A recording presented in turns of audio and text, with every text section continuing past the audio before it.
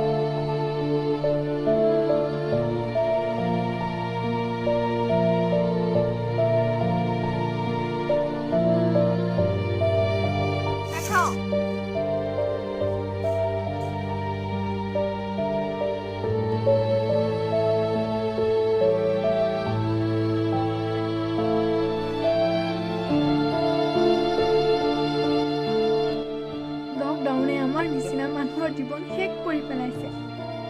কি কৰোঁ কেনেকৈ চাই থাকো মই নিজ সন্তানৰ বেদনা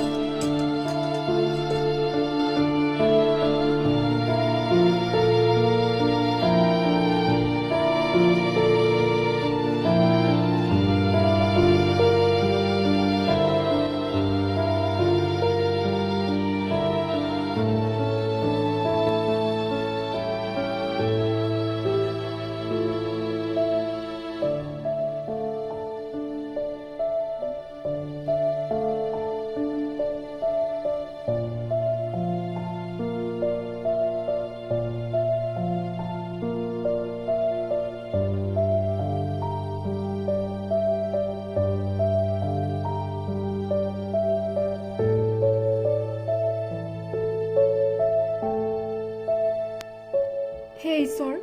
খাদ্যৰ অভাৱত নিজ সন্তানক বৃক্ষপান কৰাই মৃত্যুৰ মুখলৈ ঠেলি দিলোঁ হে প্ৰভু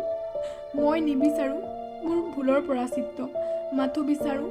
অহা জনমত আকৌ তাইকে যেন মোৰ সন্তান ৰূপে পাওঁ